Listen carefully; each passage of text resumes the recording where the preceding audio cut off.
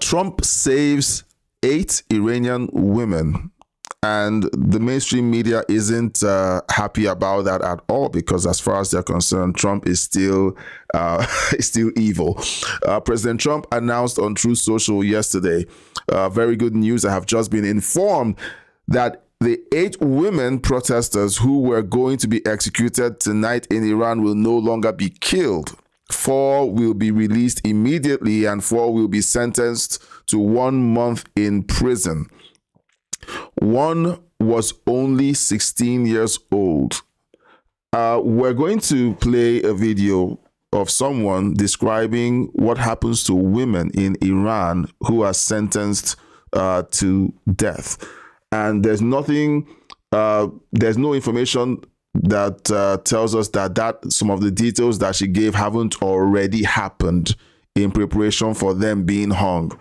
Because it's a horrible thing to hear, but we're going to play it because the mainstream media is downplaying what Trump just did for these women. Now let's listen to the report. Iran will not be executed. They were part of the protest back in January, and this is what he said. Very good news. I have just been informed that the 8 women protesters who were going to be executed tonight in Iran will no longer be killed. 4 will be released immediately, and 4 will be sentenced to 1 month in prison. And some of these ladies, one woman is as young as the age of 16, one is 33 and accused of providing assistance to someone who was injured on the ground during the January protests. Another one was accused of waging war against God, and she was sentenced to death. So I think this is a story that gets lost within the war right now, is how they treat their people. I mean, we saw the execution of those Olympians, those wrestlers, and what took place. But the president is clearly, the administration is talking to someone because they prevented the loss of life of these people there. I just think that, with all the women in Congress and, in the Senate, on the campaign trail, talking about believe women, support women. You got a president of the United States that saved their life. You would think there would be some type of support of this.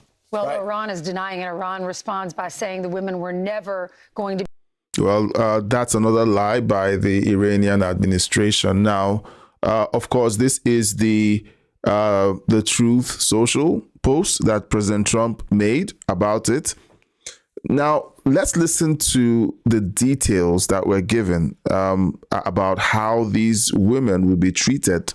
Listen very carefully, because for the Iran apologists, the Alex Joneses and the Tucker Carlsons, here's who you're defending against President Trump. We're talking about violations called crimes against God. And when a woman is executed in Iran, the details you provide are harrowing. Is this going to happen? Bill, Bill, in Iran, just to let your audience know, they believe this regime, these Islamists, they believe that if a woman is killed and she's a virgin, she goes to heaven. So what they do is they will gang rape her before they execute her. And it's just mind-boggling to me, this Elizabeth Banks sitting comfy in a little cushy couch on a podcast with her hair slicked back, talking about how could anyone vote for Donald Trump. Well, Kamala Harris posted on X yesterday that this is a war of choice, and Donald Trump is the only one helping these people in Iran. So Elizabeth Banks, this woman, Bita, is about to be gang raped and publicly executed, and so are 3 more women. And they have been doing this to many young people. Every single day, 1 or 2 public executions. So you're sitting there on your cushy couch talking about Kamala Harris. You claim to be a feminist. You claim to be a humanitarian. Where are you when the women need you? You're a fake. You are a hypocrite. You're of no help to anyone. So if you claim to be a feminist, you claim to be a humanitarian, you claim to be a good person, America, Iran isn't just a military war or peace in the Middle East or oil stabilization. This is a humanitarian issue. They are killing young people every single day. And the only one that has helped is President Trump. It's a lack of knowledge and understanding, really. And you understand it better than most. I think about that 19-year-old wrestler who was sentenced to death. I mean, just barbarian. But when I hear you talk Bill, about let me this, tell you talk about this as a humanitarian issue, because you're thinking about 92 million people who have been subjected to this government for. And that is what has been happening. And the question that she asked is this: all of the feminists, all of the leftists who scream about protecting women and how misogyny is such an evil thing, how come they are all so silent? How come? What is this insane partnership between leftism and Islam? I'm sorry. Explain to me how the religion that essentially would throw most of you off roofs, make sure all of you are executed immediately, they gain power over you.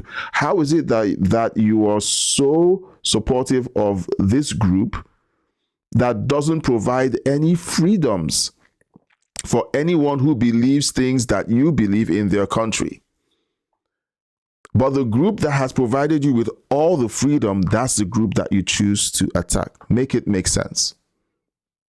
Here's the women of The View doing what they do best: sitting down and saying the stupidest things.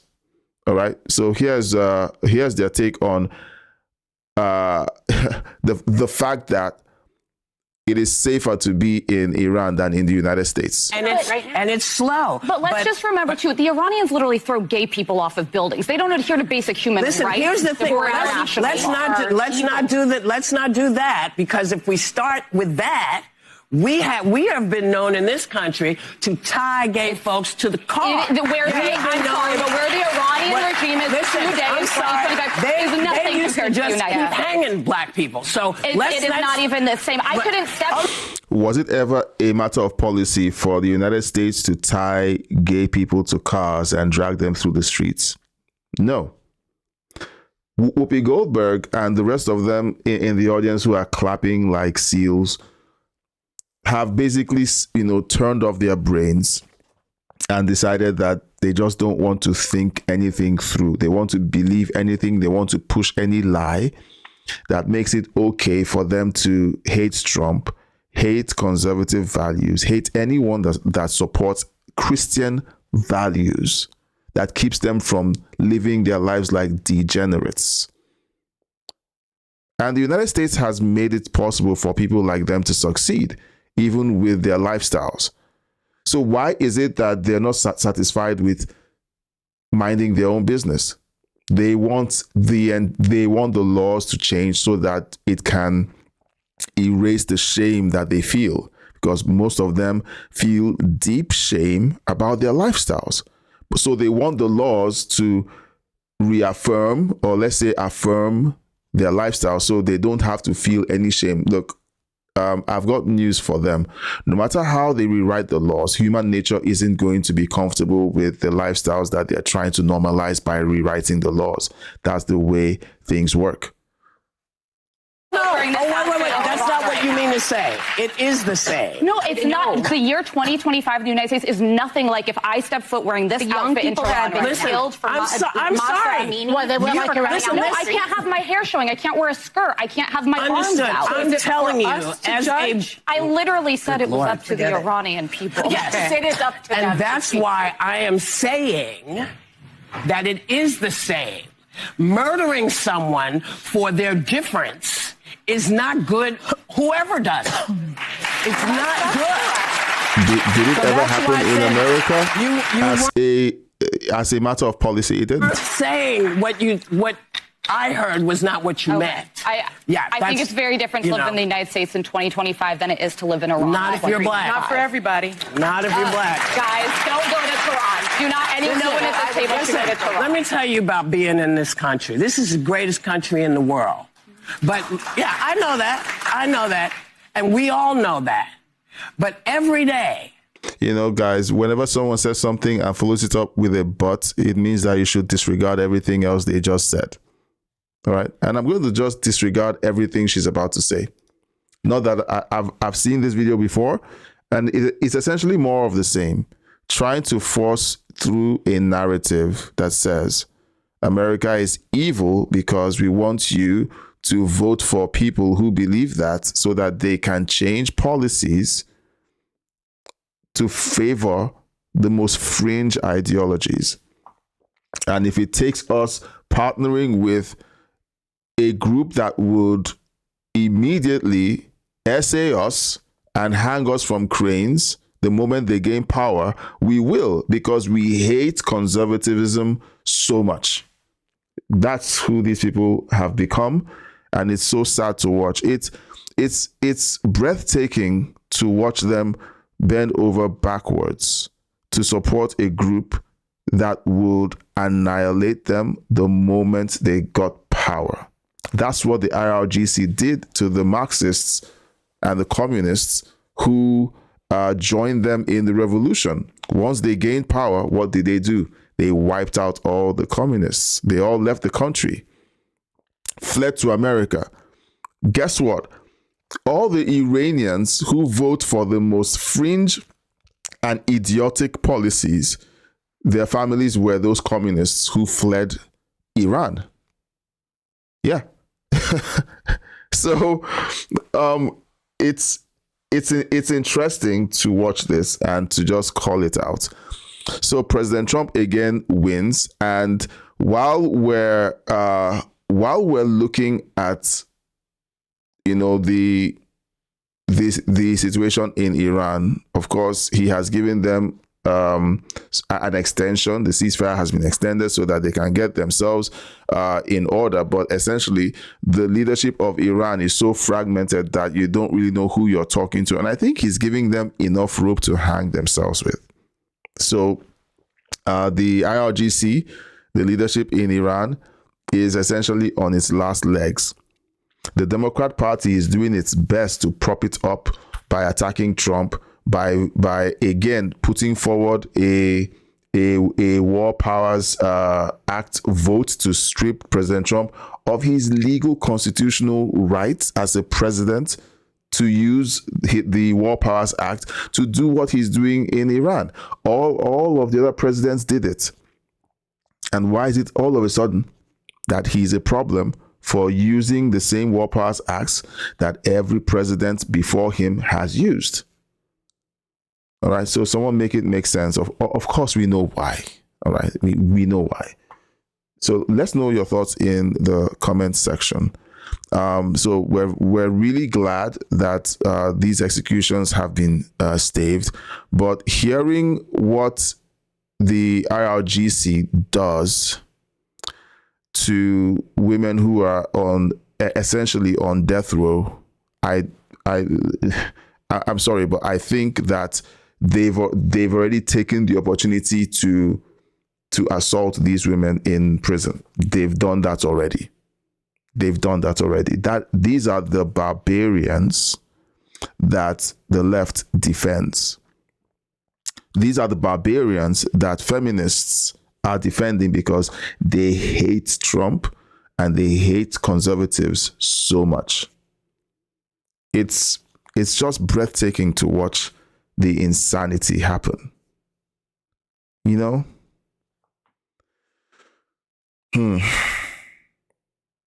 It's just crazy. All right, guys, let me know what you think in the chat and in the comment section. And speaking of the comment section, I'm going to take a moment. I'm going to take a moment to read some of the comments that have been coming in the comment section. I want to share a few of them and then just kind of respond to some of the comments. We've been going through a bunch of them and responding, but I would like to quickly do that right away so that you guys can, let's see. All right.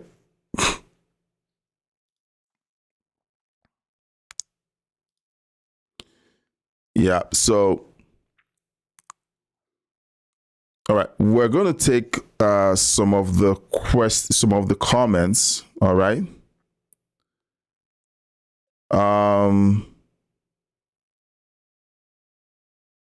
All right, so these are comments coming from the last few live streams. We've been doing standalone live streams. Usually our live streams would last for 40 minutes, but we've been doing flash live streams. It's something that I've been wanting to do for a few months, and I figured I would start doing it this month. And we did one a couple of nights back.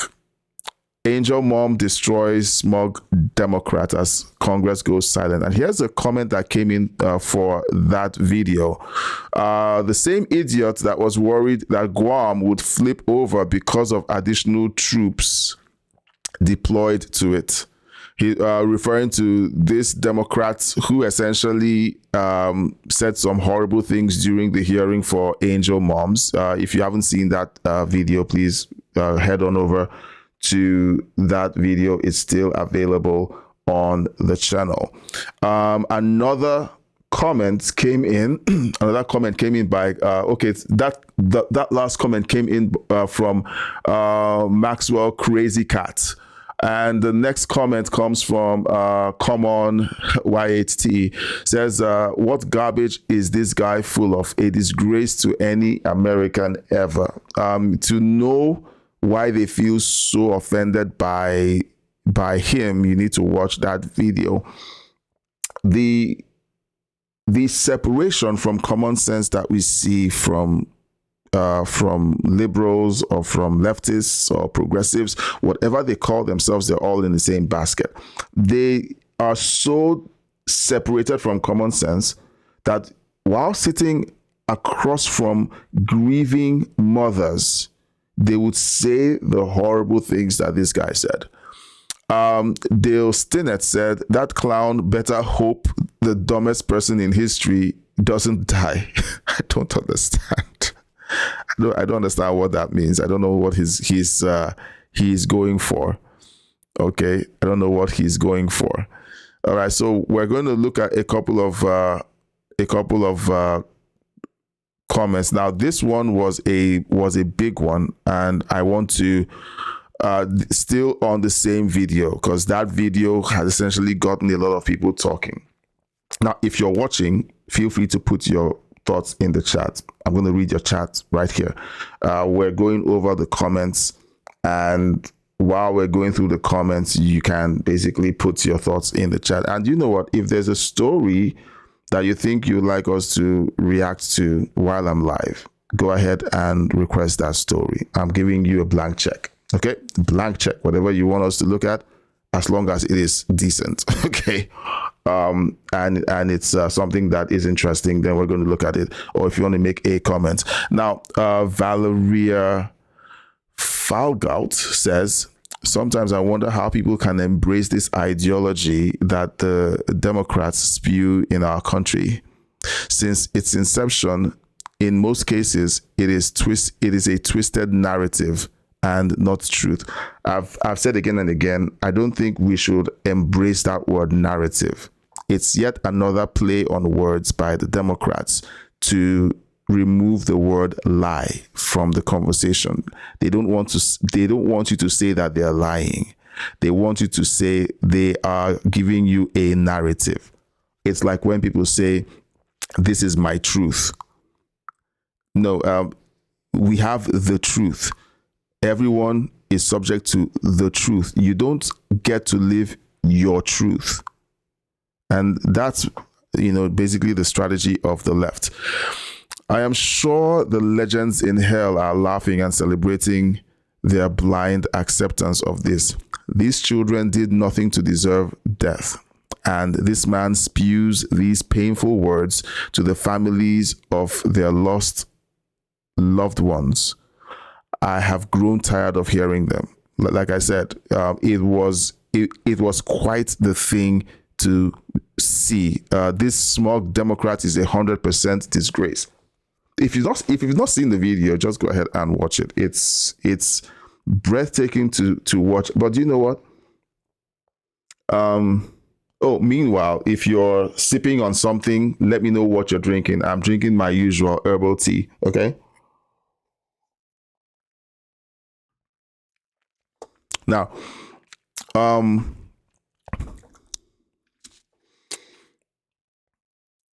let's see. Yeah. So this one says, thanks for the video. Maribel Lopez says, thanks for the video. I'm glad I saw what these selfish are. I'll now always vote red. Okay, that's an interesting comment. I feel that I feel encouraged that someone would say, I've had enough of this. I'm going to vote the opposite way. Okay. She also says, we need to vote out Democrats and start over. I think so. Now, here's one of the TDS individuals who just come out in public and say rubbish that doesn't exist, doesn't make any sense. All right. And sometimes I look at the handles and I'm like, this looks like a bot. They said Trump is building death camps for Americans. That is not true. They can't prove it. And when you tell them, okay, sit down and prove this to me, they run away all the time. Their job is to lie and lie so much and lie with so much confidence that people who aren't mentally tough enough to confront them to say, hey, prove what you just said, they would believe it and run down the street repeating the same lie. That's the strategy. And so this person is just saying something that isn't true, categorically isn't true. When you ask them, prove it, they can't. Real Nye, the science guy, says they're all about that seditious conspiracy, democide, ideological subversion, malfeasance, pedifying, pathos, manipulation, blah blah blah. I don't know what he's just throwing a bunch of words. Maybe he was asleep while he was, but essentially he's saying this is essentially who the Democrat Party is, throwing around all kinds of things to cause people to panic and freak out. Well, again, Morning Stinks says absolutely disgraceful. Those poor families having to put up with that. So disrespectful. It was a very sad thing to watch, guys. It was a very sad thing to watch. Let's see. And then we have this guy, 21 Max, says, how can anyone take the Democrat Party seriously anymore? They are pathetic. You know? But you know what? There are people who still believe that the Democrat Party is the party to vote for because they are nice people. That's what they say. They say they are nice people. And why is that? It's because they watch CNN and TDSBC, ABC, and they simply, they're told our party are the ones who are the nice guys. The other side are the ones who are full of far-right people who say bad things. They are mean people. And you hear it from the schools. The teachers say it to students. You hear it everywhere. At your workplace, they believe that conservatives are stodgy, mean people who don't want anyone to have fun. So that's the impression that they've given, and they believe it. Hollywood has sold the same impression. Mike Young says Hank Johnson. I assume that's the name of this guy who was the culprit of the stupidest take I've seen on the internet so far. Hank Johnson is there because of his dumb voters. I've mentioned voters being the problem, and I think the point is that the Democrats are pandering to a new voting class who essentially want them to push these fringe positions about immigration, about grieving for families who have lost loved ones. And there was even a situation while the hearing was going on that Hank Johnson was insinuating that them having that hearing was all about white supremacy. Meanwhile, one of the grieving mothers was, I think, of Asian or Hispanic descent. And she had to say, look, if in case you've not noticed, I'm not white. Like, these people are evil. They are evil. And, you know, the midterms are coming up. And we're going to see again and again people pushing for the Democrat Party to eventually have the majority in the House and Senate. Look at what they've been able to do without being the majority in the House and Senate. They've essentially hobbled Trump's presidency. They've hobbled his presidency. They won't let him do a single thing. And then when the midterms show up, they will accuse Trump of not fulfilling his campaign promises when they were the ones who shut down the government twice already. Twice. And I think this is the longest government shutdown so far. I think the government is still shut down. Is it? Please let me know in the chat, because, you know, I stopped following it because it got so frustrating. Okay. And looking at all of that, we know what's going to happen during the midterms. They are going to run on Trump. Trump has betrayed his base because of the Iran war. They are going to trot out Candace Owens, Tucker Carlson, and Alex Jones. Alex Jones has been banned on most platforms. But do you know what's going to happen during the midterms? And I'm making a prediction, and I need you guys to keep an eye out for it. They are going to lift that ban so that Democrats can run his tirade on their campaigns so that they don't get taken down just for the midterms. All right. You're going to see platforms that have banned Alex Jones's content allow the Democrats use the material he's been putting out over the last couple of weeks to drive home the point that Trump should be removed from office. That's what they're going to do. So well done to Tucker Carlson, Candace Owens, Megyn Kelly, and Alex Jones for providing not just the IRGC, because, hey, the IRGC have been using their statements. They've translated their statements in Arabic with overdubs, and they're playing it on their stations. So well done to these guys. They have essentially given the enemies of America more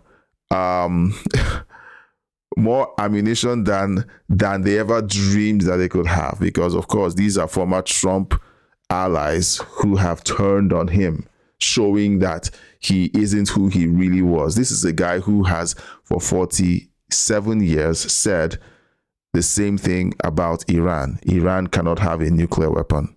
Iran is a danger and there should be military intervention against Iran. He said this for over 40 years. And these clowns, are saying that he should be impeached or removed using the 25th Amendment. So it can be frustrating to watch, but I'll tell you something. And for those of you who don't know, I am a believer in God. I follow Jesus Christ. I am a Christian. And whenever I catch anyone who says that they're conservative cussing like a sailor while they are creating content, it sends a signal to me to say, look out for this person. They don't have a guard on their mouth. It means that their hearts are very malleable. They can change up on you. Megyn Kelly cusses like a sailor. Tucker Carlson does the same thing. Candace Owens does the same thing. And you also have who's the last person that I haven't called? Tucker Carlson, Megyn Kelly, Alex Jones, and Candace Owens. They all cuss. All of them, bar none. So why is that such a big deal, guy? Why, Crossroads, why is that such a big deal? Because Jesus said, out of the abundance of the heart, the mouth speaks. The thing in your heart shows up in the way you talk. And for those of you who don't, you may not agree with this position, but conservatism is an expression of Christian values, of Christian teachings. And when you catch the likes of the Alex Joneses of this world who say God talks to them in the middle of the night and reveals stuff to them, God talked to heathen kings who sacrificed to idols in the Old Testament. It didn't mean that they were his chosen ones like Israel was. It didn't mean that. God can use people as tools. Even Donald Trump, some of you might not like it, but even Donald Trump, if he doesn't have a relationship with Jesus, God could still use him. But if he chooses not to have a relationship with Jesus, if he dies, he goes to hell. It's as simple as that. He doesn't get to buy his way into heaven for treating Israel right and for treating Christians right and making sure that he kicks men out of women's sports. All of those things are amazing things, and it pleases God. But there's only one way to God, and that is through Jesus Christ. And when you come in through Jesus Christ, he accepts you the way you are, but he doesn't leave you the way you are. You have to obey the word on how you conduct yourself, how you speak, how you act, how you live your life.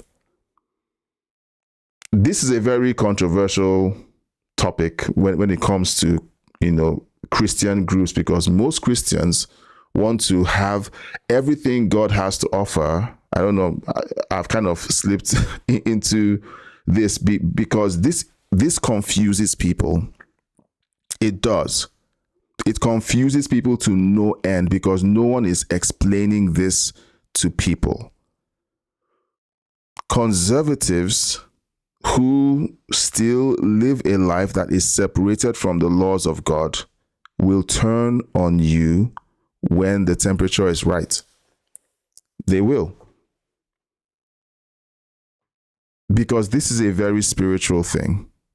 All it takes is for the right kind of pressure to come their way, and they'll change their tune. Now, I'm not saying this to say I always knew that Tucker Carlson and Megyn Kelly and Alex Jones and Candace Owens were going to abandon or turn or betray Donald Trump or the conservative movement. I know. I'm not saying that I knew. But I'm saying that there are telltale signs that you can look out for. That all you have to do is just look and you see them. If you decide you want to follow my content, please consider subscribing, liking, and sharing this live stream. If you decide you want to follow me and watch me closely, look out for the moment I begin to cuss and swear. Once I begin to cuss and swear and it becomes a staple of my show, just know that it's just a matter of time for something to come up, and I will change I'll flip my opinions or values because it isn't convenient to hold on to those opinions and values. All it takes is for someone to threaten my immigration status, and I become a liberal, or I become a progressive or a Democrat. Because if you haven't noticed, I'm an immigrant. Legal, I'm an immigrant. And there are people who have a price. They have a price. There is a price to their faithfulness. There is a price to their loyalty. All you have to do is push the right buttons and they flip over to something else or someone else. Yeah, Christina C says people are losing their minds without Jesus Christ. Still on the same video. It's so sad to watch how the world is revealing itself. The world is revealing itself, guys. And the longer you watch, the longer you see that the only thing that you can depend on is the faithfulness of God, not people, not circumstances, not institutions, the faithfulness of God. And while we talk about these, the news and the things happening all over the world, the one thing that I will tell you anchors my soul, because I see the insanity every day, and sometimes it raises my blood pressure. I'm like, what's happening in the world? But the one thing that I can depend on is when I hit my knees on this floor and I'm praying and I say to the Lord, Lord, help me work out my future, my kids, my wife, my marriage. You know, I don't know what the future is going to look like, but Lord, I need you to help me. That gives me peace that I can't explain. It's not about, you know, and you look at the news coming from the left and from the right, and it's like, none of this, I can't believe any of this. Yes, we play videos from Fox News, but I can't believe any of it. Because do you know what will happen as soon as the temperature changes? They're going to begin to tell you the thing you think you want to hear. And the left calls it a narrative, but it's still a lie when the right does it. All right, so we'll take several more comments. John Norton said, I can't believe anyone in my state would vote for this fraud.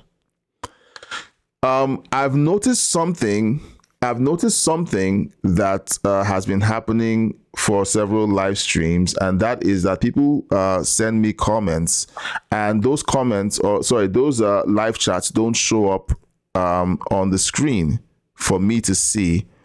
So I would like you to please consider just keep trying, because I want to be sure, or at least just hit the heart or the like or an emoji. Try and communicate that you're trying to use that to communicate that you're trying to connect with me during the live stream, because YouTube has been acting funny over the last couple of months. And the reason why I live stream is because I want to connect with you. Yeah, I do. I want you to send a chat. I want to read it out loud. I want to connect with you. Okay. So I'm looking at the back end. I'm seeing that someone sent a chat and it didn't show up on the panel. So please consider sending me a comment. And whenever you join the live stream, just send an emoji, just to let me know that you're there and you're listening. It's extremely hard to have these live streams go on without feeling like someone is at the other end of the line, hearing or receiving what I'm saying.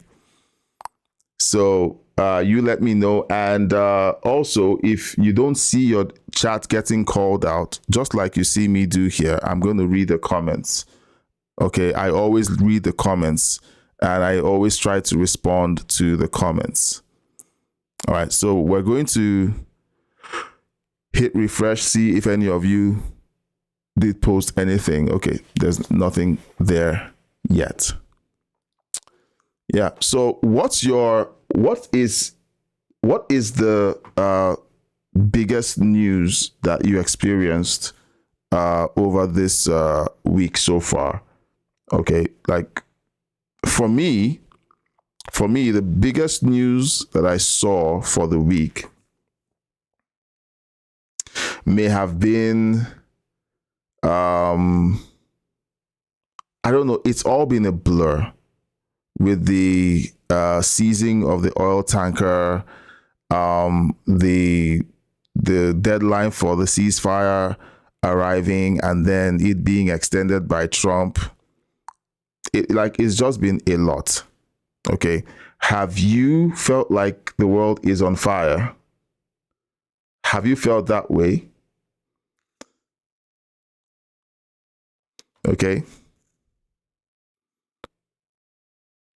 Just let me know. Now I've been tempted to look at the California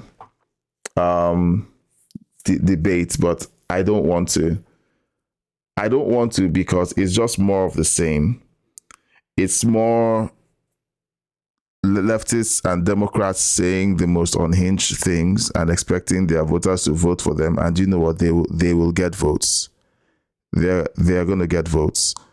And you're going to have the conservative types saying things as well. And the conservatives will vote for them, but there's also a system in California that keeps Democrats in power. So we will see how that goes. All right, we will see how that goes.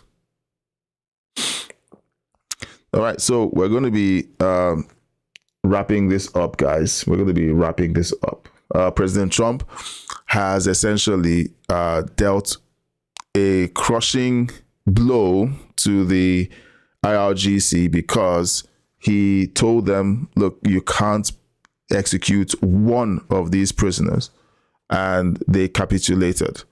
For those who claim that Iran has won and defeated the United States, or that Israel is controlling the United States, I don't know what you're smoking.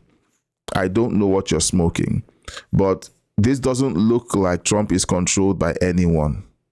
The Israelis released a video earlier today saying that they are standing by to be given the green light by the United States to carry out operations in Iran.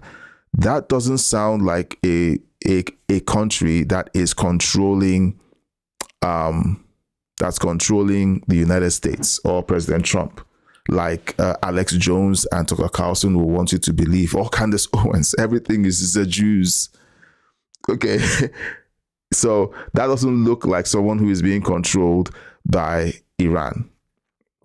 On the other hand, you see someone who is in charge, calling the shots, telling the Iranians what they are allowed to do when it comes to the prisoners that they have. And President Trump says, good news, I have just been informed that the 8 women protesters who were going to be executed tonight in Iran will no longer be killed. And details what they said. Now, there is the chance that they've already been assaulted. And that is what these monsters do in prison. They assault women who are on death row.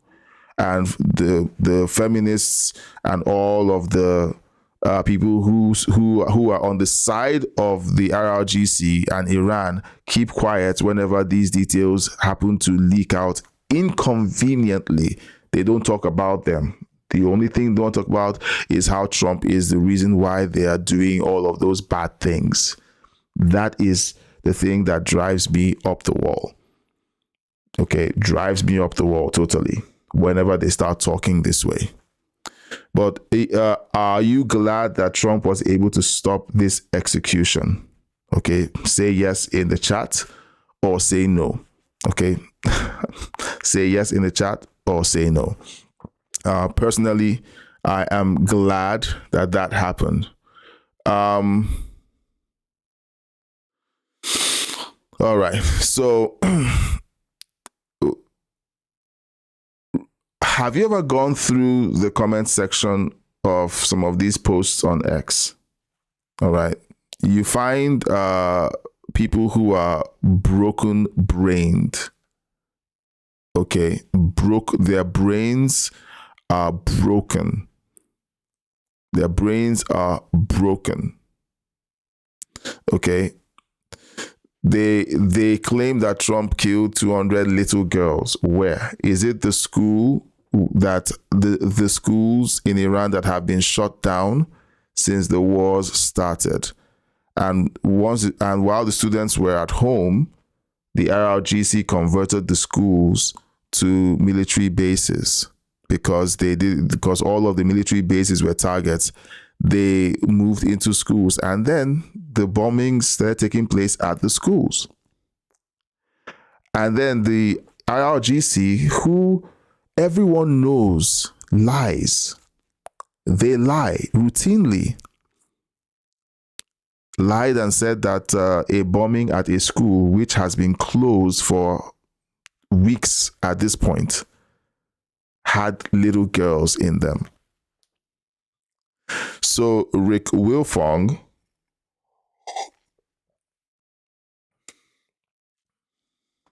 I don't know what happened to you. Okay, don't know what happened to you. I don't know why you wouldn't go and do your own research. All you have to do, there's tools online, there's AI, you can verify these claims for yourself, but they don't, because they hate Trump so much that they would want to believe a lie and repeat the lie. You know, that's how bad it is out there. That's how bad it is out there. So, and for all of us, it's always great for us to fact check our sources. Always look at the source, verify, and then confirm that what they're saying is the right thing. Right? It's very easy to do now with AI. Everything has AI. Like, look at the top of my browser. You have Ask Gemini. It is so easy to verify things right now. What I do is I use more than one AI to verify things. Because sometimes the AI could be captured by ideology. So I use more than one AI to verify things. You know, and you can do that for yourself. You can hate Trump all you want. Look, I've done it. There are things that have been said about Joe Biden. I've seen videos, and I'm like, or even about Barack Obama, and I'm like, okay, let me fact check this, and it's like, no, there is no proven evidence, and I'm like, okay, no, I'm not going to repeat this lie. But the likes of Rick Wilfong will go right ahead and repeat the lie. The Krasensteins will go ahead and repeat the lie. Why is it? Because it's convenient. It's a convenient lie to tell to feed their audience who already hate Trump, who hate American values, American exceptionalism. Why do you think I'm in North America? Why do you think I'm not back in Africa? The only people who believe that America is evil are the people who were born there, have been blessed by the privileges of America, and have been educated by Marxists and told that for them to be good people, they have to hate on their country and hate themselves. Isn't that weird? This Rick Wilfong is calling someone a piece of S, and the piece of S he's calling is someone who immigrated from Iran, who knows what it is like to live in Iran, who came to Iran poor. His family came to the United States poor as refugees from the IRGC. They ran from Iran, and he's been able to build up a successful life that would not have been possible if they had remained in Iran.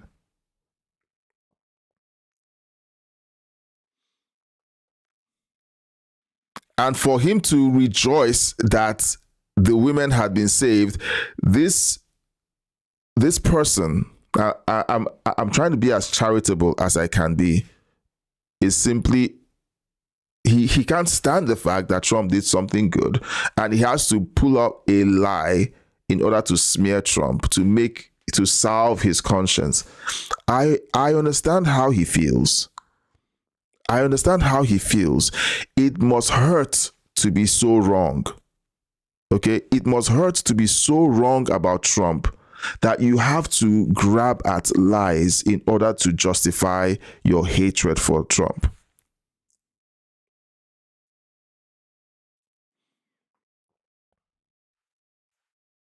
The same thing goes for Moondor's Artisan Coffee.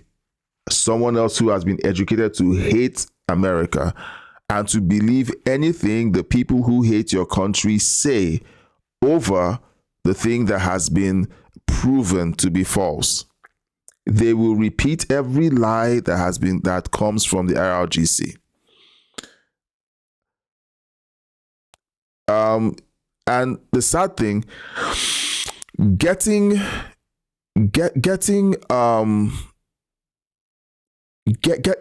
a blue check mark by paying X doesn't make what you tweet right. All right? Stop pushing White House propaganda.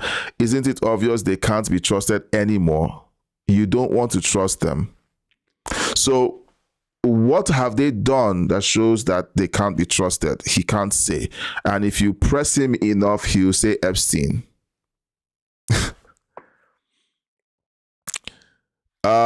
Feral free thinker says, did you know the 8 protesters were going to be executed before the Trump tweet? It was announced. Feral free thinker is living in a bubble where this isn't discussed. She watches TDSBC, she watches all of the left-wing media, and when this came up on X, she's surprised. Oh, this must be a lie because Trump tweeted it. People had been talking about this for months, Feral free thinker. In case you've been living in a hole, someone or thousands and thousands of people in Iran have been protesting in the streets since December. Okay, that's where this comes from.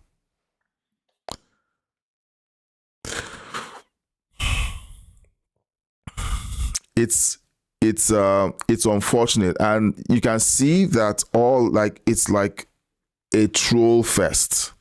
It's like a troll fest.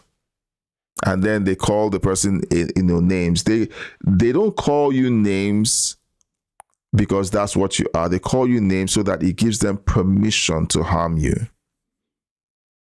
That's what this is all about. They're calling PBD names because, one, they need to discredit his position and make him out to be a crook or a liar. And then 2, if he's attacked for any reason, the name they've labeled him with makes it okay because he's such a bad person.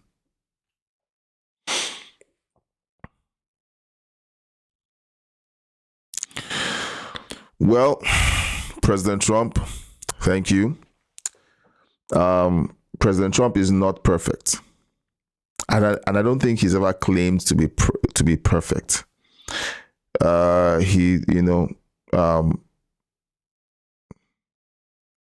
It's sad. Look, everybody wants to be liked, but the moment he came down that escalator, it's as if the whole world decided that this man is worse than Hitler.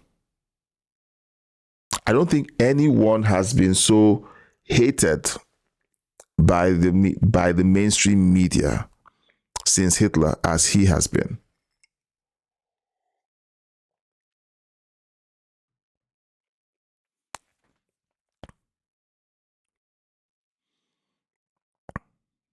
And when you ask, Why?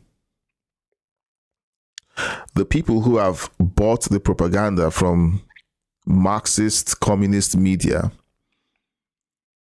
can't tell you. They can't. Because of the programming. It's not based on truth.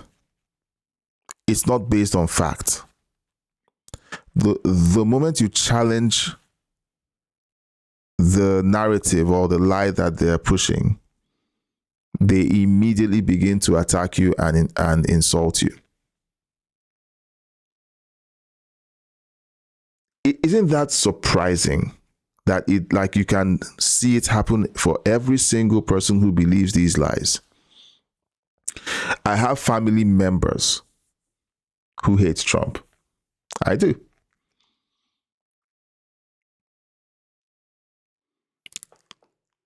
And sometimes you have these conversations and you can't have a conversation. You can't have a fact-based conversation. The moment you begin to raise the facts, they just end the conversation. They're like, okay, I have to walk my cat. Okay, they haven't said that, but they basically bring something up or a reason to leave. It's crazy to watch, guys, but it's happening everywhere, every day. Do you have family members who have essentially decided that Trump is worse than the Antichrist? Oh, Tucker Carlson told us, give us a revelation. To Reverend Tucker Carlson, okay, is now quoting the Bible. Reverend Carlson, potty mouth Carlson, is now quoting the Bible, the book of Daniel, and trying to claim that Trump is the Antichrist.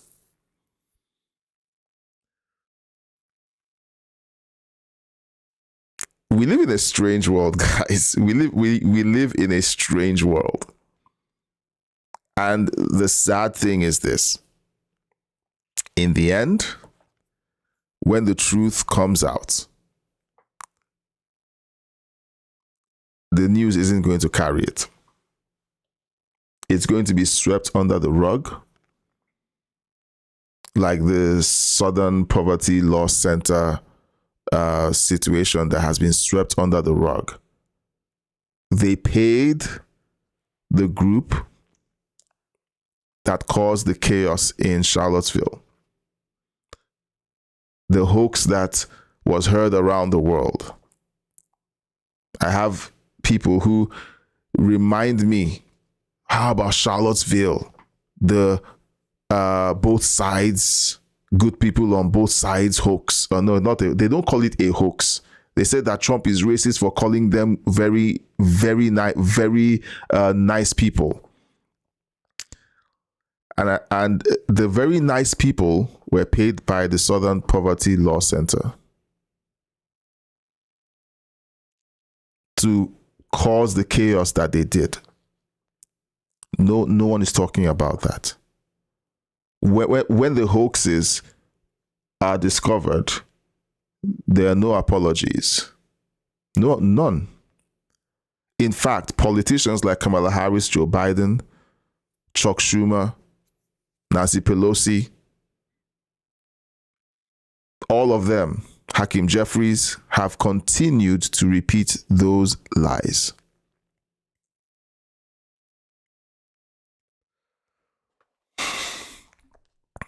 Friends, if you've stuck with me so far, you are a super fan of mine. Thank you for watching. Or maybe you're just a super fan of Trump's. Let me know in the chat. Some of you have seen the shorter live streams where I stream for 10 minutes and I break off, and then I go and then I come back and do a short live stream and break off. Do you like that format, or do you want us to stay with a relaxed long form live stream where we look at the news and just relax and talk? I'll be honest with you, I am trying to solve for profit. Okay, I am not doing this out of, okay, I'm doing this because I enjoy hanging out with you. I am doing this because I genuinely believe in what I am saying and talking about. But I need this to be sustainable. I need it to pay the bills. Okay, I've got a mortgage to pay. I've got bills to pay. The internet bills are very interesting. I have kids to feed. So I can't, I am not a teenager who is playing on the internet. I didn't start this when I was younger.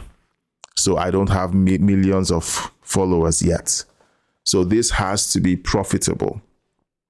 And so I'm experimenting on different formats. I have the main channel and I have this one.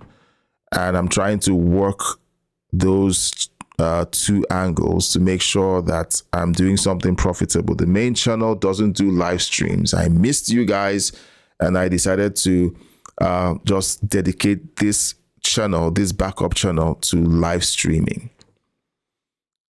And I'll be honest with you, I love live streaming. I love live streaming. Okay, so let's see.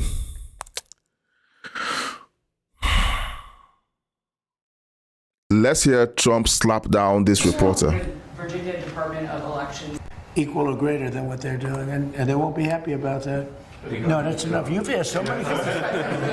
Yeah, please. The Virginia Department of Elections earlier today and asked them if they had seen any evidence of election tampering, of fraudulent mail ballots being cast in the Tuesday election, or if there was any evidence of non-citizens voting in that election. Why did you say that that election was rigged? Well, you have mail-in ballots, and they found a lot of them at the end of the day. All of a They said sudden, that they have received no credible information related well, to I know you'd say that no matter what. You know, you've been saying that for years, and now they're finding out that the 2020 election was totally rigged.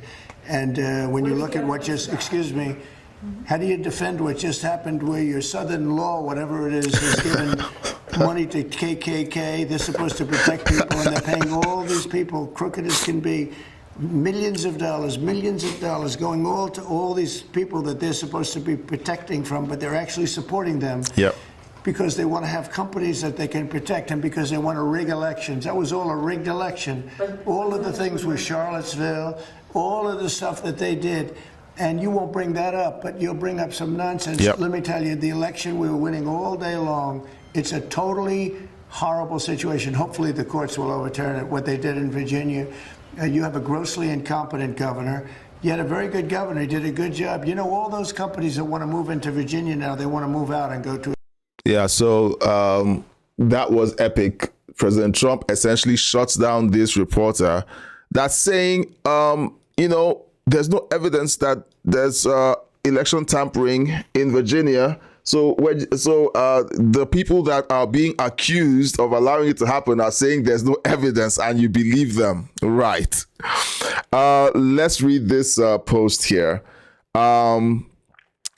So this is the alt-right funded by the SPLC. Okay, this is the Charlottesville thing. I think these are the guys funded by the SPLC. Jews will not replace us. Jews will not replace us. They were paid, guys. Jews will not replace us.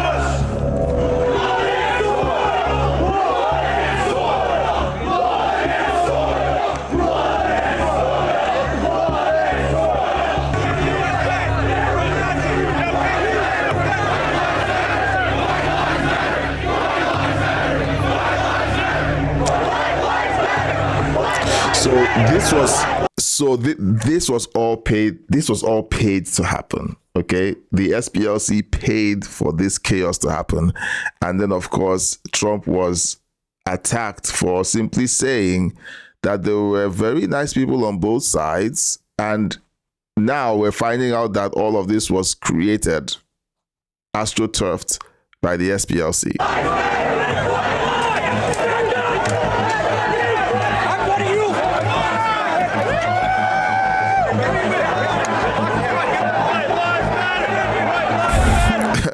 All right, so we live in interesting times. We're going to see where this story goes. All right. Now, this is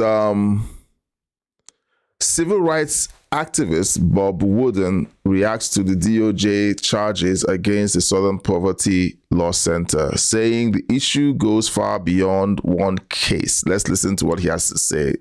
I am not surprised at all. This is just a more obvious expression of the contradiction of people who say they're fighting for civil rights, and as a consequence, they are corrupt. This is just the tip of the iceberg. That people who are supposed to be fighting for civil rights. For example, over the past 50 years, we've spent about $25 trillion on programs of aid to poor, where 70% of it goes not to the poor, but to people like this. They ask which problems are fundable, not which ones are solvable. And so you get this kind of corruption that you're witnessing, but it's much more insidious than that. Yeah, so that is true. Now, as an outsider looking in, anyone who takes a close look at the United States can see that there's a serious problem with corruption going on. And the legal system right now is being rigged to protect the criminals. Okay? I'm thinking the Nick Shirley Act. I'm gonna see if I can find because I did set up a bookmark for that. Oh yes, before we remember this clip, I like going back in history, okay, and seeing, look, all of those things that we kind of had a sense that there was something wrong here. Well, we were right. Let's remember Charlottesville, where there was a mob of people carrying tiki torches, spewing anti-Semitic hate. And what did the president then at the time say? There were fine people on each side. Let's remember. Yeah, so that is, we have to, I think we have to put some of these revelations on repeat. Keep playing back these revelations because we sat through this debate. Remember Charlottesville. And remember that CNN essentially said that Kamala Harris won this debate, if you recall, okay? Let's remember Charlottesville, where there was a mob of people carrying tiki torches, spewing anti-Semitic hate. Anyone who votes for the Democrat Party going forward has a problem. I'm sorry. I'm not saying that they're evil. I'm saying they have a problem. They have a conscience problem.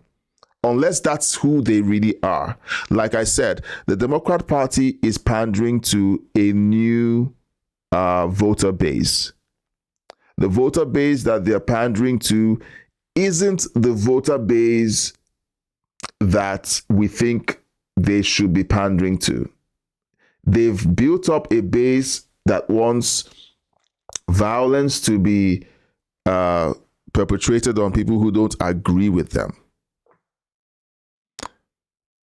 Let's listen to Steve Crowder on this matter. SPLC, according to their own website. References available 11 a.m. every day. Bibliography every show. The SPLC is a catalyst for racial justice in the South and beyond, working in partnership with communities to dismantle white supremacy, strengthen intersectional movements, and advance the human rights of all people. And the way they did that is by censoring mainstream right-leaning conservative voices, pressuring big tech, working in tandem, by the way, with the Biden and Obama administration. They referenced the SPLC ad nauseum, destroying lives while paying the leadership of said racial supremacist groups. This is why when we made ourselves cancel-proof, and that's because of your membership, right, Mug Club, it's now Rumble Premium, we saw the writing on the wall early on. We didn't want to be reliant on sponsors. We knew that YouTube was going to try and pinch that valve. They demonetized us. We saw it coming. But when we were starting our awareness campaign, going back to 2015, we constantly used the SPLC as a reference point because that is who all of the big tech companies would cite. Make no mistake, this is a giant that has fallen. The Southern Poverty Law Center today only serves as a propaganda wing of the left. People need to understand that. In 1986, the entire staff outside of the founder left the SPLC, and most of them said it was because the organization was shifting from fighting against death penalty, from fighting for social justice sort of landmark cases, to simply targeting conservatives and creating their right-wing hate watch. Solo quiero que les veas el rostro. Míralos, a los miembros del SPLC. Han ayudado a miles de víctimas de las palabras de Mug Club. We do need to band together and understand the size of the enemy that we're facing right now. And the SPLC is a huge one. Porque en el trato con la ley. Nos dijendos habían clasificados a 900 organizaciones como grupos odio, la mejor oportunidad de tumbar al Mug Club como uno.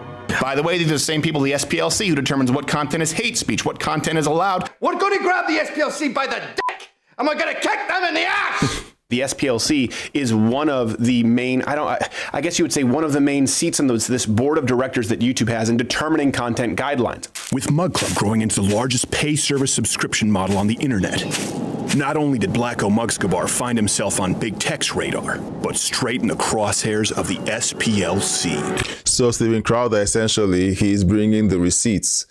Since 2015, he's been talking about these guys. Elon Musk has been talking about these guys. And you know what, guys? I need your support too, because yes, I'm streaming on YouTube, but I also multi-stream to Rumble because make no mistake about it.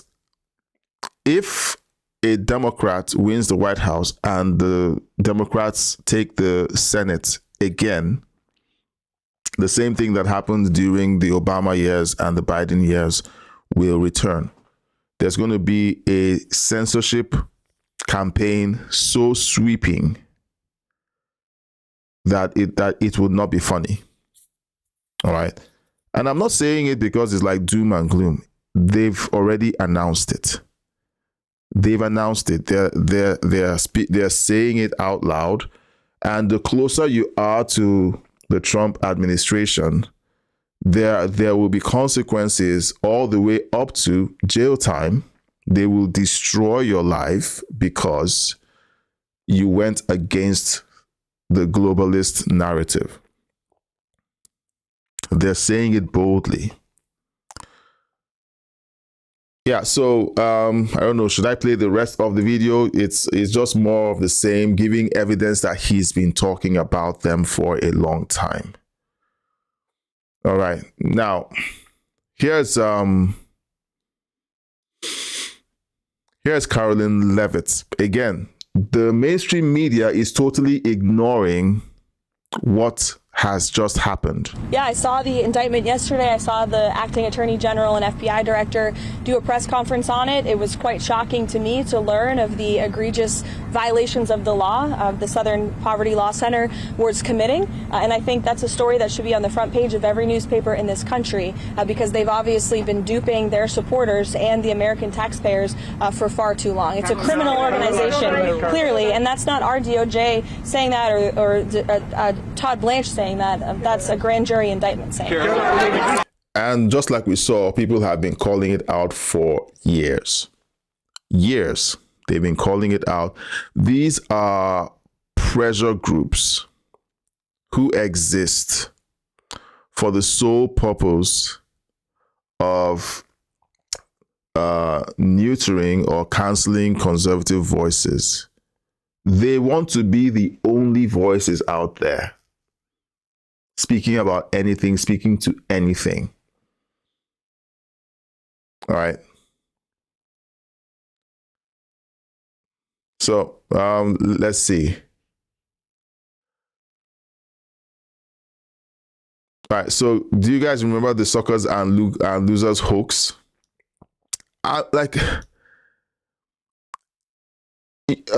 Now I'm just going through my bookmarks, okay, guys. There's no rhyme or reason to the rest of the show right now. It's more like me going through my bookmarks because, okay, so when I wake up in the morning, and I'm prepping for the day, I go to X and I just check out what is in my feed, and I bookmark the ones that I want to revisit later to watch or to follow up on. And I see a bunch of these. And when you listen to these things that, especially Mazemore is great. If you're on X, please follow Mazemore. He has a way of it's like he has a way back machine, okay, in his back pocket. He goes back years and he brings up these videos and interviews, where Democrats have essentially contradicted themselves on present day policy. So here's what they said in December 2020. At issue is a report by The Atlantic's Jeffrey Goldberg based on accounts from anonymous sources. Goldberg writes of the morning Trump was scheduled to visit an American cemetery near Paris, where American Marines are buried. This is a piece of the article. In a conversation with senior staff members on the morning of the scheduled visit, Trump said, quote, "Why should I go to that cemetery? It's filled with losers." In a separate conversation on the same trip, Trump referred to more than 1,800 Marines who lost their lives at Belleau Wood as, quote, suckers. Why would CNN repeat hearsay? It's because it's convenient. Totally convenient. Because CNN has made an enemy of Donald Trump. And anything that flitters past their newsroom that makes Trump look bad is fair game. Getting killed. Earlier today, Goldberg responded to the pushback from the president and several of the president's aides. I stand by my reporting. I have multiple sources telling me this is what happened. Here's what Kelly told The Atlantic magazine about a White House conversation after Trump told Kelly he wished he'd be more like German generals. Kelly said, quote, "Do you mean the Kaiser's generals? Surely you can't mean Hitler's generals." And Trump said, yeah, Hitler's generals. What do you think that this is important for voters to know about? Is that one of the why did you do the story now? Is it you finally got the confirmation of these stories recently? Yeah, I got confirmations and I got on the record interviews that I needed to make sure that the story was solid, including an interview with General Kelly. Yeah. So find all the lies that you can tell about people you don't like, and then get the mainstream media to amplify it to the world. Okay. Okay, guys. We're going to look at TDSBC.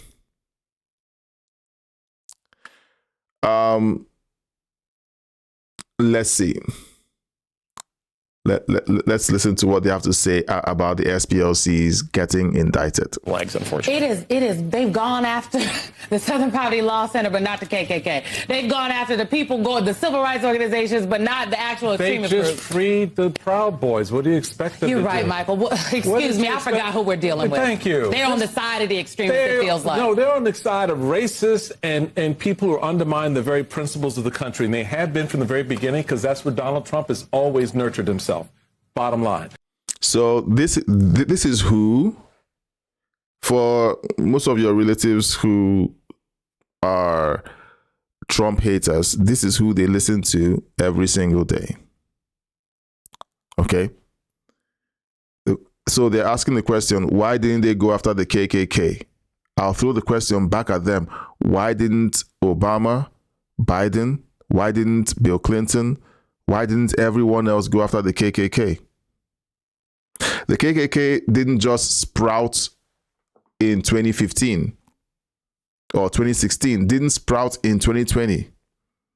The KKK was created by the Democrat Party decades ago, sponsored and empowered by the Democrat Party. And no president has been able to successfully indict the KKK. So when they say stuff like this so flippantly and have this look on their face, they've gone after the Southern Poverty Law Center, but so they these people are actors. They're actors. Their job is to say the most egregious things and get paid millions of dollars in contracts for their souls. Because you know what?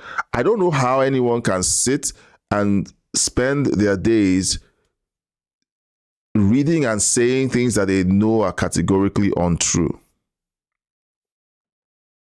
And she keeps going. They've gone after the people, the civil rights organizations. It's all a performance. It's all a performance. So when you guys get around to removing your G. Duncan Young, thanks for the chat there. The KKK was created after the Civil War.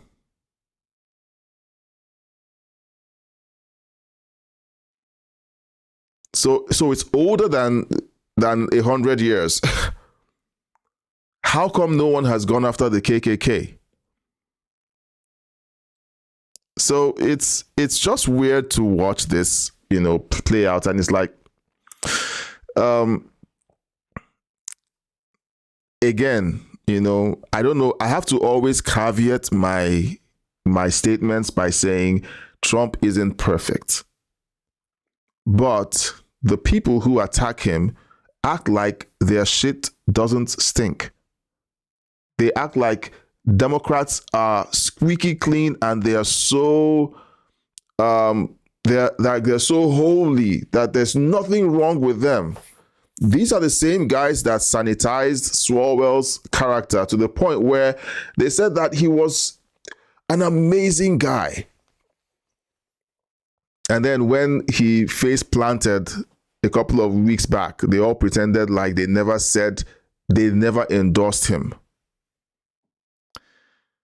It's just frustrating. And we're watching this implosion in real time. But at the same time, we're seeing the hypocrisy in real time. We're seeing the same people who have sided with these people. I'm trying to be very, very gracious here. And they side with them, and then when things go sideways, they pick the next person that they're going to polish and exalt. Okay.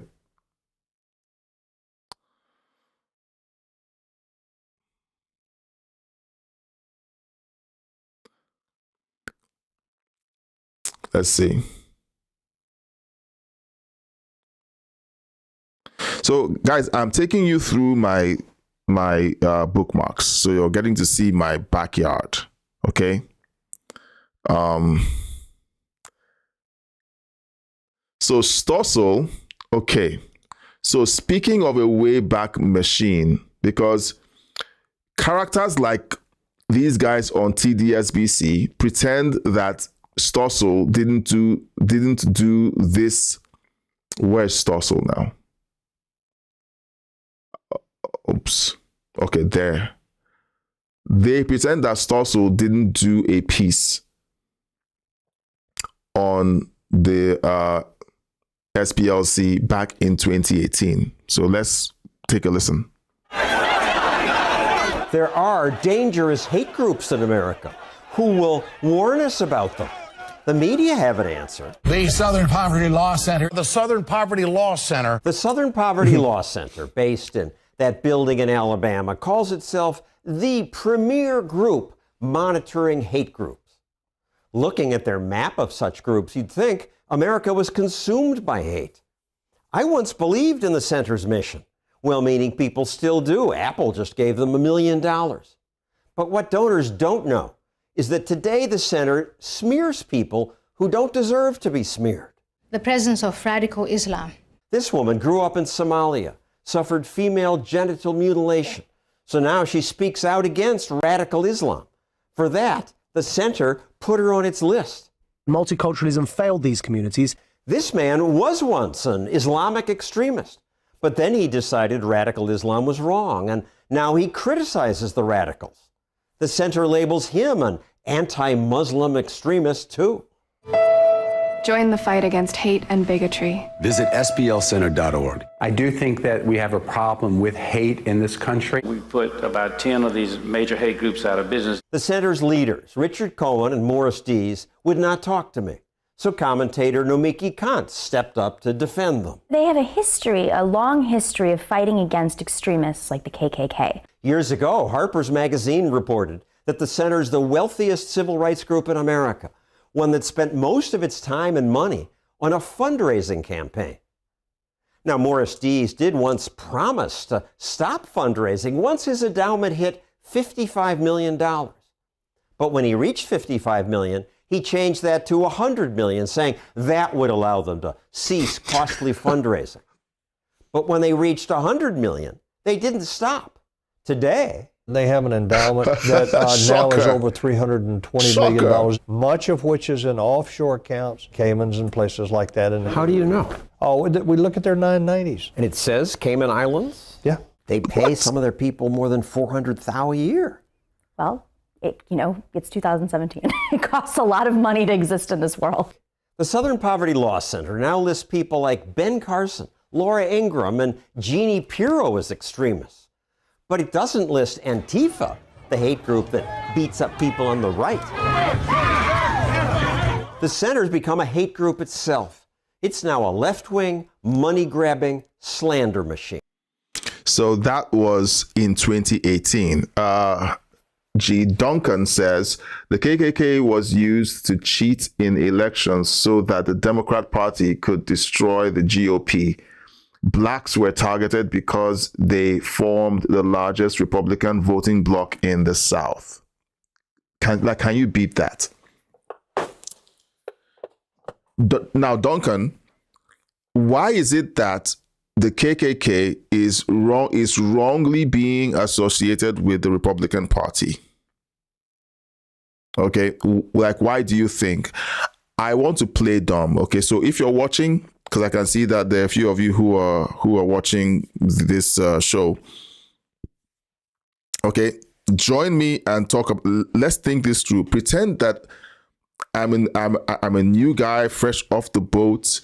I'd watched CNN all my life, and CNN told me that the KKK was associated with the Republican Party, and that Trump endorsed the KKK or was endorsed by the KKK, and meaning that he's a racist. And I didn't know any of these things. Why is it that these things have been hidden?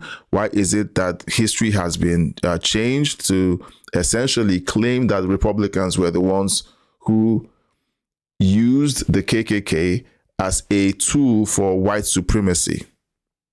So in essence, Duncan, the people who are the white supremacists are the Democrat Party, based on this information.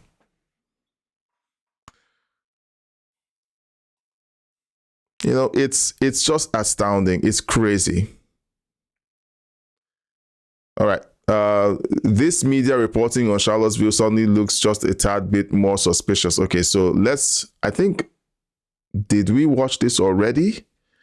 We saw something like this, but this is the media reporting. It was a weekend of street battles and stark displays of racism, exploding into a deadly act of domestic terror. Tonight, we examine the hateful groups that now appear to be banding together. Why are they now emerging from the shadows, emboldened and growing in numbers? Hate no longer hides behind hoods. This was the scene in the liberal college town of Charlottesville, Virginia on Friday, reminiscent of images from a dark American past. So this is a racist rally and we should name it as such. I'm less interested actually in the rally and more interested in how this rally functions. right on cue. I could see from my office here in New York City how this was building. This was not just predictable, but predicted. Well, the most striking thing is how well organized it was. There was people doing crowd control. There were people dropping people off at specific locations. There was security. There were people handing out extra tiki torches. Everyone who was there knew exactly what they were signing up for. I'm joined now by Mark Potok, a former senior fellow at the Southern Poverty Law Center. I think that this is a new generation of racists. Okay.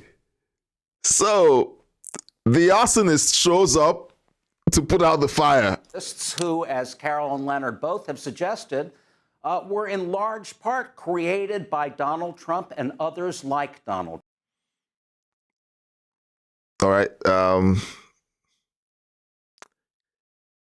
This feels like comedy. Okay, but let's see what happens. Let's see what happens. Will anyone go to jail? Let's see. Duncan says, the Texas chapter of the Republican Party was created by 200 blacks. What happened to the black community? What happened to the black community? Many people point to the fact that, the issue of single parenting, the destruction of the black family unit was the beginning of the turn from blacks being Republicans to becoming Democrats. Because the Democrats essentially want to be the daddy of the family, kick the man out, and the government will take over the responsibility of running the family. Many of them and many of these black people were former slaves. The former slaves knew who the Democrat Party were. They did. Duncan, thank you for posting this stuff, man. Within weeks, the Democrats created the Texas chapter of the KKK. Oh my God. All right. Anyone else who's watching, look into this. This is strong stuff. This is strong stuff.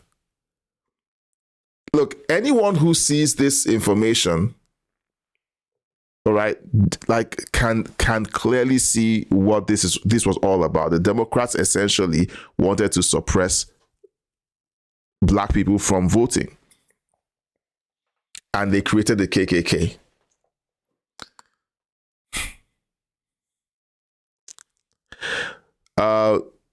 Duncan, thank you for that piece of information. I did not look. I don't know everything. And guys, if you're watching, contrary to what influencers on the internet, want you to know, contrary to what they try to put out there, they don't know everything. They don't. Most of them just shoot from the hip, or they read something that their assistant wrote and typed on a teleprompter. So I love it when my audience teaches me something fresh. I love it. Thank you, Duncan. Thank you, Duncan.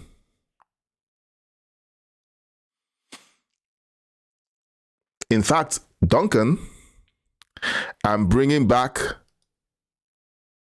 the coffee prize. I'm bringing that back. Okay, just for you. It wasn't up all this time, but I'm bringing it back just for you. If anyone can beat Duncan's contribution to this show with all the facts that he's dropping, all right, you get to win the prize. Look, but stay to the end of the show. We'll talk about how you're going to get your prize. We're going to get you a coffee. It's just $10, an Amazon gift card. Okay, we'll talk about how I'll get that to you, so you can order something on Amazon for you, maybe your favorite coffee or something. Okay, so I'm bringing that back just for you. Right, thank you so much, Duncan. Like you're dropping things, and I'm like, whoa, I'm learning something new. The propaganda arm of the left is terrifying and incredibly effective. It includes most of the legacy media. Blacks cried when they first voted for the Democrat Party because they needed FDR's policy. Again, socialism. The buying votes. They tell them, you have to vote for us so that you can get these benefits. That's essentially buying votes, guys. And Duncan says, thank you.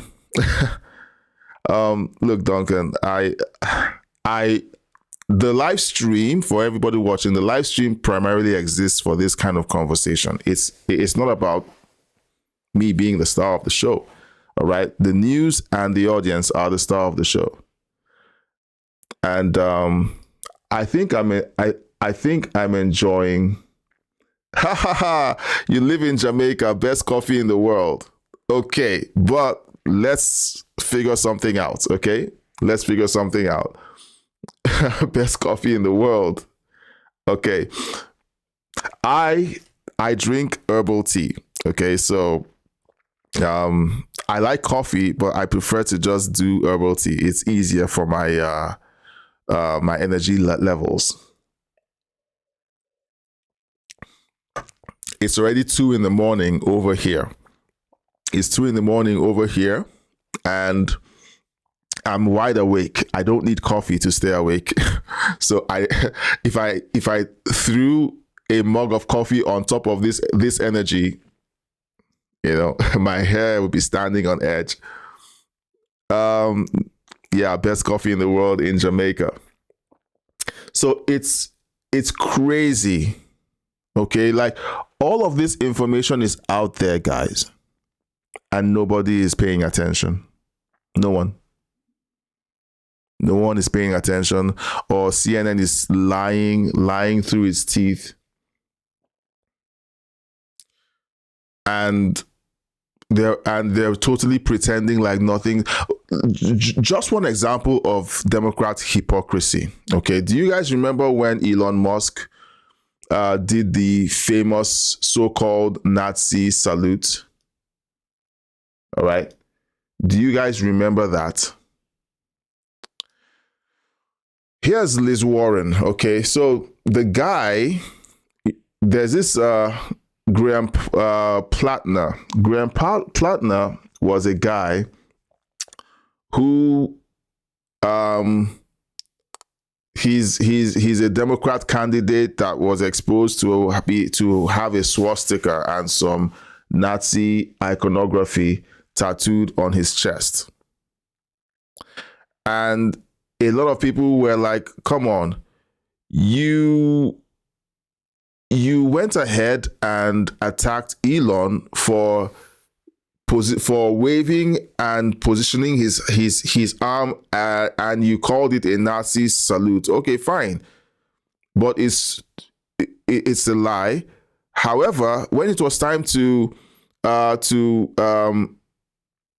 endorse or to to approve the appointment of Pete Hegseth, the cross, the Jerusalem cross that is tattooed on his chest was a big issue. They claimed that was a white supremacist image. No, it was a Christian iconography, the Jerusalem cross. And Jerusalem is in the Middle East. It's not in Europe. So you can't claim that it's a white supremacy thing. All right. So 2312. I need you to calm down. We're having a conversation. Okay. If you have something to say, all right, say it politely. Say it politely. You opened up you came into the comment section to take a gigantic dump in my living room. Okay. I don't use these words on Democrats. I didn't call Biden a child sniffing weirdo when he was doing that in the White House. I didn't. I don't endorse that kind of talk. So when you come in here and then you want to claim that President Trump is some sort of this or the other, okay, and accuse him of things that he never did and has never been proven to have done, you're showing the quality of the person you are. I'm not going to read out your comments because it's okay. Democrat. The second comment about Democrats and Republicans, okay, there's some merit to that.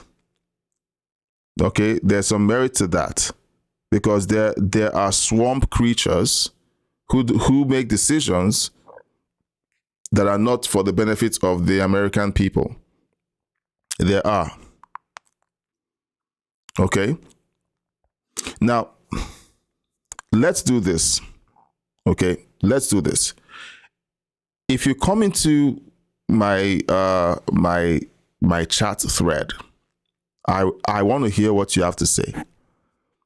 But you might be making it hard for me to hear what you have to say if you open up the conversation in a hostile way. I know that you've been told you need to hate Trump and attack him at every turn. But have you ever asked yourself the question, is the way you're conducting yourself respectable? It's not. I'll just answer the question for you. It's not. I might not like someone's policies. Like, you can rewind this live stream all the way back and you'll hear what I had to say about my concerns about conservative podcasters or creators who use cuss words during their podcasts. I have an issue with that because it shows a lack of discipline. You need to be able to communicate clearly without using profanity. So I appreciate that you took the time to post a comment in the chat. Okay, 2312. I'm going to just the first part is too long. I just want to clear that up because people are watching and they're like, okay, this popped into the feed. Why isn't he reading it? That's why I'm reading it. Okay, there has to be a standard to this conversation. G. Duncan, let's see. You posted something else. American history is fascinating, as is ours here in Jamaica. The Democrats' dark history is well hidden. I wouldn't say, well, yeah, you're right. It's not exactly hidden. It's not hidden. It's been whitewashed. It's right there in plain view, but it's been whitewashed. And the people who have done a huge job of it is academia. Academia has spent the last 100 years rewriting history, essentially. Trying to position themselves in a virtuous light while doing evil things. Duncan says, recommend the great Black American historian Thomas Sowell. Should be standard reading. You're speaking my language, G. Duncan Young. Throughout last year, or at least the early part of last year, I would sign off my videos by recommending the book Dismantling America. It used to be linked in my videos. It's still linked in my videos, I think. Dismantling America. In that book, let me scroll up and show you a graphic. The graphic wasn't in the book, but what Obama did was mentioned in the book. And I didn't know he did it until I read it in that book. I think it's somewhere. I think it's further down. Guys, we need to read more and listen less to TDSBC. Okay, we need to read more and listen less to TDSBC. They want us to believe all sorts of lies. Oh, yeah. Speaking of Tom Sowell, I have a video here. In fact, we're going to go back to the video. I just want to speak.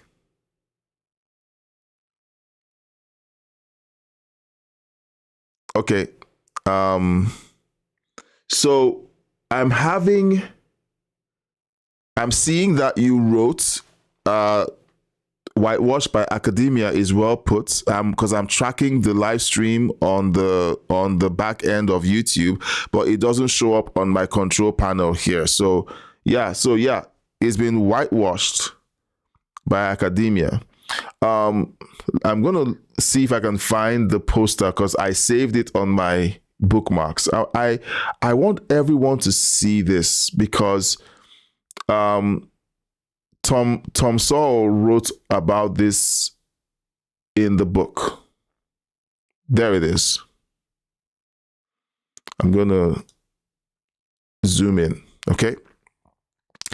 So Obama goes over to Iran and I think Saudi Arabia, and the president of the United States, the leader of the free world, bows to the religious leader of Islam. Never happened before in the history of the United States. That this incident was recorded in Tom Sowell's book, Dismantling America. And Tom Sowell, like, he went ballistic in the book. He went ballistic, about it. Okay, so let's watch that. Do we need to watch the Tom Sowell video? Because he was essentially, this was during the Obama administration, and he addresses now, this is whitewashing in real time, okay? This is whitewashing in real time. Here's Michelle Obama during a DNC speech. Tom, let's apply common sense to one of the festivals of democracy, the Democratic National Convention. First Lady Michelle Obama. She begins by describing her father and Barack Obama's grandmother as decent people, hardworking people who sacrificed for her families. Okay, so background. Barack Obama was a professor, and I think Michelle Obama was in academia as well. These two people have mastered the art of whitewashing. And here's Michelle Obama essentially telling a fairy tale story about her life. And then she says this. So when it comes to rebuilding our economy, Barack is thinking about folks like my dad and like his grandmother. He's thinking about the pride that comes from a hard day's work. That's why he signed the Lilly Ledbetter Fair Pay Act to help women get equal pay for equal work. Tom Sowell is just... That's why he cut taxes for working families and small businesses and fought to get the auto industry back on its feet. That's how he brought our economy from the brink of collapse to creating jobs again. Jobs you can raise a family on. Good jobs right here in the United States of America. President Obama is giving us, quote, jobs you can raise a family on. Tom? You know, it's like someone once said, it's like being a mosquito at a nudist colony. You don't know where to start. We're not going to be in the air long enough for me to dissect all the falsehoods that this woman has put into those few words. Give us one. Okay, the jobs that you can raise a family on. The new jobs that are being created are disproportionately very low-income jobs. So I don't know how you're going to be raising a family on minimum wage type jobs or flipping hamburgers at McDonald's. The other thing is that what is implicit in all of this is that the economy has no recuperative powers of its own, that all the benefits, all whatever recovery there have been, has been due to Barack Obama. It's like the scene of Genesis where he's breathing life into the clay of the economy. That's it. Now, Anyone who studied history knows that for the first 150 years of this country, the federal government did not intervene when the economy turned down. And all that time, the downturns all corrected themselves. One of the most classic examples was on the Warren G. Harding. When his first year in office, he found the unemployment rate at 11.7%. He did absolutely nothing. And he did not spend more government money. He cut back government spending. The Federal Reserve had the interest rates up at 6 or 7%, not down at 1% where they are now. The next year, unemployment was at 6.7%. The year after that, it was 2.4%. So the economy has recuperative powers. I mean, employers have an incentive to hire people. Workers have an incentive to get jobs. Lenders have incentives to lend. They don't need somebody in Washington trying to micromanage all of this. Your argument is not only weak form of the argument. We don't need Barack Obama to breathe life into the economy because it'll recover on its own sooner or later. If Barack Obama stays out of the way. That's what I'm saying. The strong form of the argument is Barack Obama's actually been holding it down. No question. I mean, yeah. So I'm going to read this chat. Obama came in with 8% black unemployment. When he left, black unemployment was 16%, if my memory serves. Oh, no, but the Democrats want you to believe that Obama was Black Jesus, okay? That he healed the United States economy. Obama wants you to believe that after Trump came into office and essentially righted the sinking ship that he left for the American people, he claimed credit for Trump's work on the economy. He said, that was my economy. That's what he said. Again, experts at rewriting history. I don't want to play the whole video, but I can give you guys the link to this if you want. You know, I love listening to Tom Sowell as well. You know, national treasure, global treasure, if you ask me. And he's in his 90s right now, and I hope he doesn't Tom Sowell, in his own words, has said he's not a fan of being close to government. He's been asked by several presidents to be on their cabinet for the economy and so on, but he's declined. And I'm not sure if President Trump inviting him to the White House for an award would be something he would like, you know. But, you know, I would want him to be recognized because you have black people in the world, in America especially, being made popular for the stupidest reasons. Asinine, stupid reasons. I see them on CNN and on MSNBC. MS Now. I don't want to call them MS Now. They'll say that I'm dead naming them, but, you know, they're still TDSBC to me. You know, so I don't know. Yeah, so that's my news feed. There's like my bookmark is like filled with all of these reports. I didn't play this video, did I? I didn't. I gave you the lead up to it and I didn't play it. So here's Liz Warren, because I told you guys the story. I'm not sure I played this. So Liz Warren was being confronted because, CNBC asks, you campaigned with Graham Plattner. This is a guy with a chest tattoo of a Nazi symbol, reportedly wrote that people concerned about rape should take some responsibility for themselves, and he praised Hamas. And Liz Warren's response is, but he apologized. He apologized. You don't have to say that anymore about him. He apologized. Let's listen. To ask you, Senator Warren, about something else that happened last weekend, which is you campaigned with Graham Plattner, who is ahead of that state's very pivotal Democratic primary. And I wanted to ask you about something you said. You said he's your kind of man. And I've interviewed you for a long time and watched your hearings and listened to your questions. You care about character. This is a guy that had a chest tattoo with a Nazi symbol. Okay, he apologized for it. It's a guy that reportedly wrote that people concerned about rape should take some responsibility for themselves and not get so effed up that they wind up having sex with someone they don't mean to.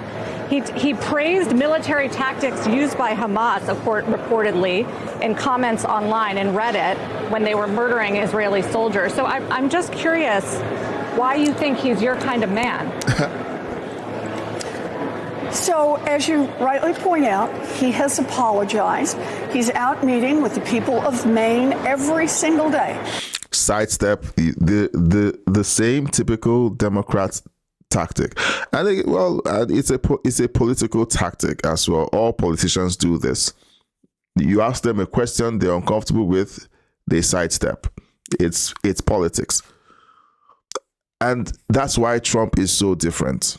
Okay, most of the time he just bulldozes through and he attacks the question, and sometimes the person asking the question, like we saw earlier. Yeah. So. Let's see. Yeah, so let me know if you like this format. Like I said earlier, if you've been watching from the very beginning of this live stream, I did mention that I've been testing different formats. I have the 10 minutes live stream format that I have that I've been doing over the last few days. I even had one earlier, today, but it was about 20 minutes thereabout. And I want to know if you like the more relaxed, sit down for a long period and just go through my bookmarks. And for me, it's like, here's the flavor of the day. This is what's trending today based on what I've seen in the book, in bookmarks, and let's just talk about it. Or do you like a more compressed live stream experience? Okay, I needed to know. Duncan, if you can, let me know, is this the first time you've watched my content or you've been on my live stream? I kind of need to know your origin story so I know what I should do more of to keep bringing you back. Okay. Duncan says Warren lied about her Indian heritage for nearly 60 years. Horrid woman. All Democrats, I would say all of them or most of them. Okay, let me be charitable. Most of them lie about their backstory. They want to be believed to be someone relatable. They want to be like, oh, I'm the underdog. My dad was middle class, like Kamala Harris. You know, you remember the answer that she kept giving during the presidential campaign. My mother was a middle class woman. Every question was, my mom was a middle class woman, but everyone knew that her mom was nothing like middle class, that they were very wealthy. Okay, so they all do this thing. Gavin Newsom, some weeks back, tried to convince everyone that his family was middle class. They try to look like they are the every man or every woman, but they're not. They're not.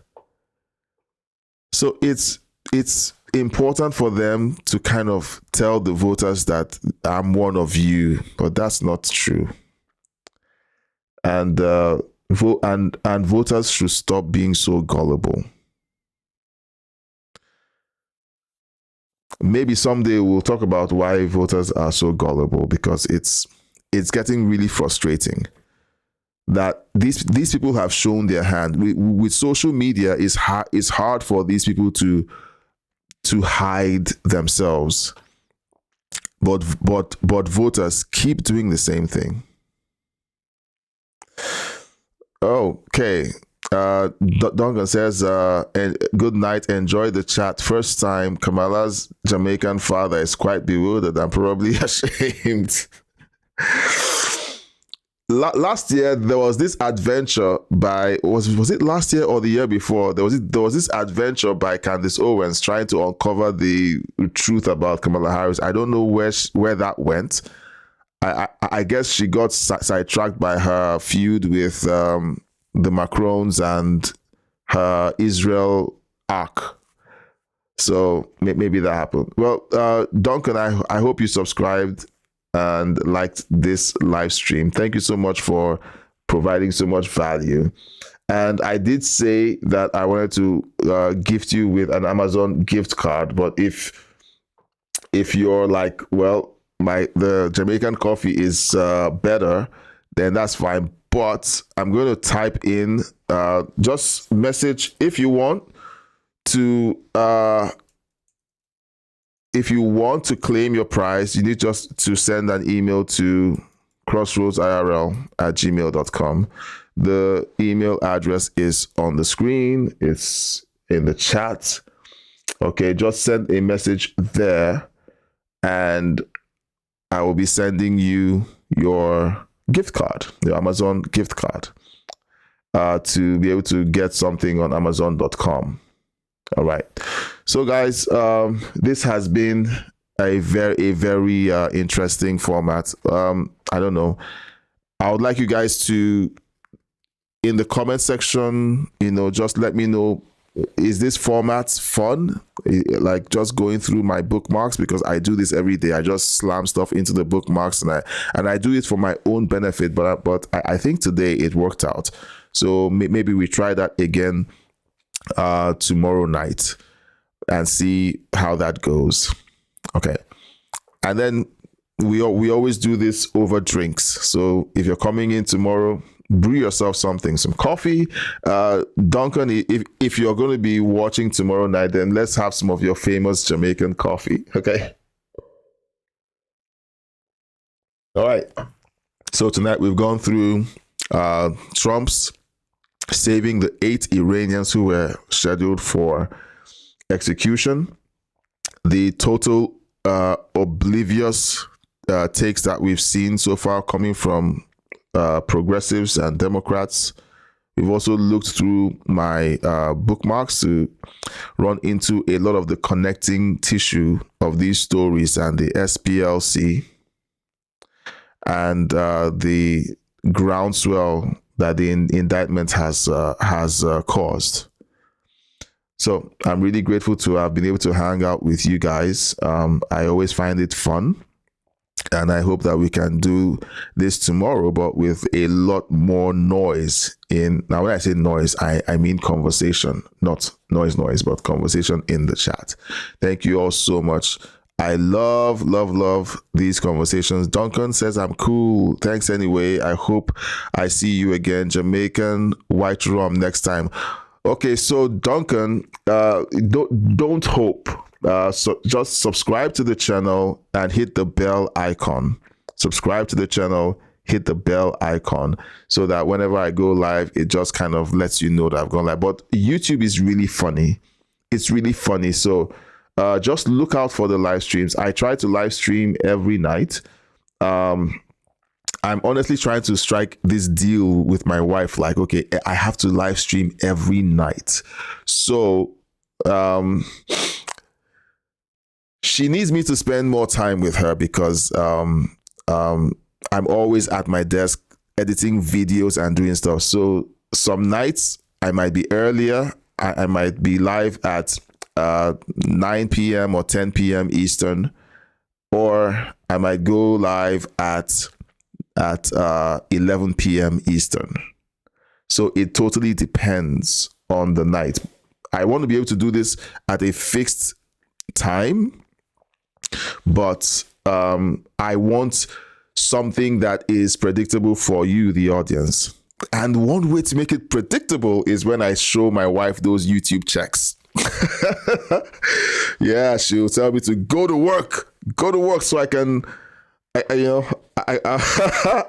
can, get some hair done or get my nails done or something, or at least just pay the mortgage. Okay, so, yeah, so guys, thank you so much. Duncan, I appreciate you adding to the quality of the show. Guys, show Duncan some love. Send him, just show him some love.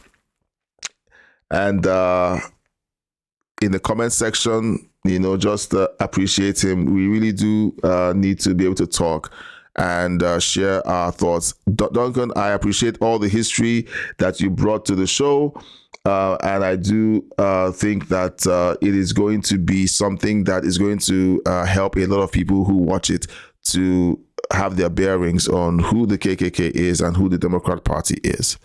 Thank you all so much, and I will catch you on the next one. Bye-bye.